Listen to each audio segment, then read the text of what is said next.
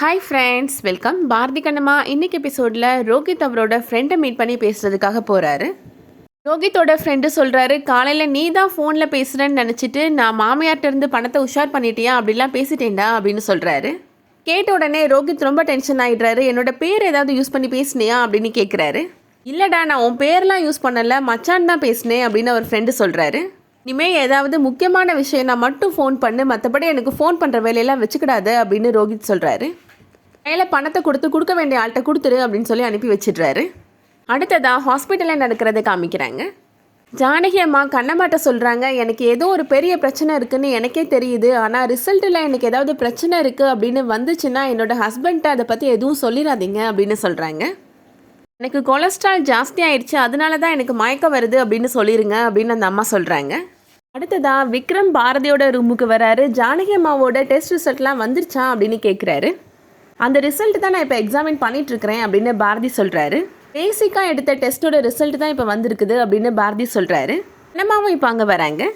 விக்ரம் சொல்கிறாரு, ஜானகி அம்மாவோட டெஸ்ட் ரிசல்ட்ஸை பற்றி டிஸ்கஸ் பண்ணுறதுக்காக தான் உங்களை வர சொல்லியிருந்தேன் அப்படின்னு சொல்கிறாரு. பாரதி சொல்கிறாரு, ஜானகி அம்மா ரொம்ப கிரிட்டிக்கலான பொசிஷனில் தான் இருக்கிறாங்க அப்படின்னு சொல்கிறாரு. அவங்களுக்கு ஹார்ட்டுக்கு போகிற வெசில்ஸில் பிளாக்கேஜ் இருக்குது அப்படின்னு சொல்கிறாரு. அவங்களுக்கு ஏஜ் ஃபேக்டரும் இருக்கிறதுனால ஆப்ரேஷன் பண்ணணும்னா 10% தான் சக்ஸஸிவ் ரேட் இருக்கும் அப்படின்னு சொல்கிறாரு பாரதி. ஆப்ரேஷன் பண்ணிட்டாங்கன்னா அதுக்கப்புறம் அவங்களுக்கு பிரச்சனை இருக்காது, ஒரு 10 இயர்ஸ்க்கு எந்த பிரச்சனையும் வராது அப்படின்னு பாரதி சொல்கிறாரு. பட் ஆப்ரேஷன் பண்ணாமல் விட்டாங்கன்னா இன்னும் 4 to 5 months தான் அவங்க உயிரோடு இருக்க முடியும், அதுக்கப்புறம் கடவுள் விட்ட வழி தான் அப்படின்னு சொல்கிறாரு பாரதி. அவங்களோட ஏஜ், அவங்களோட சுகர் லெவலை வச்சு பார்க்கும்போது ஆப்ரேஷன் பண்ணுறது ரொம்ப ஹைலி ரிஸ்க் அப்படின்னு சொல்லிடுறாரு. ராமன் சாரை கூப்பிட்டு இந்த விஷயத்தை பற்றி நம்ம சொல்லணும் அப்படின்னு விக்ரம் சொல்கிறாரு. உடனே கண்ணம்மா சொல்கிறாங்க, ஜானகி அம்மா இப்போ தான் என்கிட்ட பேசினாங்க, அவங்களோட ரிசல்ட்டை பற்றி கேட்டாங்க அப்படின்னு சொல்கிறாங்க கண்ணம்மா. பேஷண்ட்டிட்ட அவங்களோட ஹெல்த் கண்டிஷனை பற்றி சொல்லக்கூடாது அப்படின்ற பேசிக் சென்ஸ் உனக்கு கிடையாதா அப்படின்னு பாரதி கோபமாக திட்டுறாரு. சொல்ல வந்ததை என்ன சொல்லியே முடிக்கலையே, அதுக்குள்ளே எதுக்கு தேவையில்லாமல் பேசுகிறீங்க அப்படின்னு கண்ணம்மா கோபப்படுறாங்க. ஜானகி அம்மா சொன்னாங்க, அவங்களுக்கு ஏதாவது பிரச்சனை இருந்துச்சு அப்படின்னா அது அவங்க ஹஸ்பண்ட்டை சொல்ல வேணான்னு ரொம்ப ரிக்வஸ்ட் பண்ணி கேட்டுக்கிட்டாங்க அப்படின்னு சொல்கிறாங்க. இதை கேட்ட உடனே பாரதிக்கு இன்னமும் கோபம் வந்துடுது. அப்போ பேஷண்ட்டே போய் அவங்களோட ஹெல்த் கண்டிஷனை பற்றி சொல்ல முடியுமா அப்படின்னு கேட்குறாரு. நீங்கள் இன்னும் 4-5 மாதம் தான் உயிரோடு இருப்பீங்க, ஆப்ரேஷன் பண்ணாலும் 5 to 10 வருஷம் தான் இருப்பீங்க அப்படின்னு அவங்ககிட்ட போய் டமார் அடிக்க முடியுமா அப்படின்னு கோபப்படுறாரு பாரதி. அண்ணம்மாட்ட சொல்கிறாரு, நேராக கேன்டீனுக்கு போங்க, 4 மணி ஆயிடுச்சு, ஸ்நாக்ஸ்லாம் சூடாக போடுறாங்களா இல்லை காஃபியில் நாட்டு சக்கரெல்லாம் கரெக்டாக போடுறாங்களான்னு போய் செக் பண்ணுங்கள், எனக்கு வந்து அட்வைஸ் பண்ணுற வேலையெல்லாம் வச்சுக்கிடாதீங்க அப்படின்னு திட்டிடுறாரு.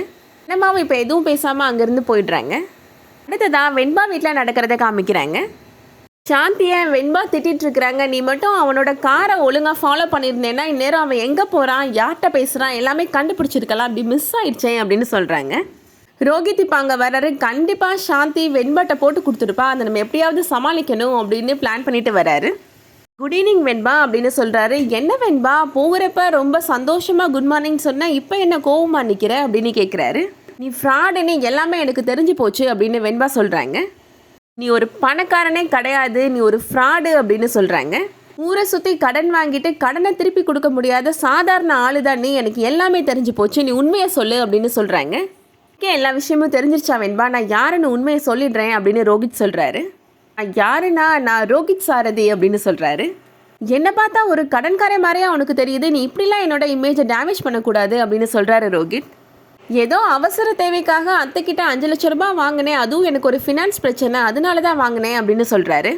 மற்றபடி நான் ஃப்ராடுன்றதுக்கு உன்கிட்ட என்ன ப்ரூஃப் இருக்குது சொல்லு வெண்பா அப்படின்னு கேட்குறாரு ரோஹித். அதோட இன்னையோட எபிசோட் முடியுது. இந்த வீடியோ உங்களுக்கு பிடிச்சிருந்துச்சுன்னா லைக் பண்ணிக்கோங்க. சீரியல் அப்டேட்ஸ்க்கு நம்ம சேனலை சப்ஸ்கிரைப் பண்ணிக்கோங்க. தேங்க்ஸ் ஃபார் வாட்சிங்.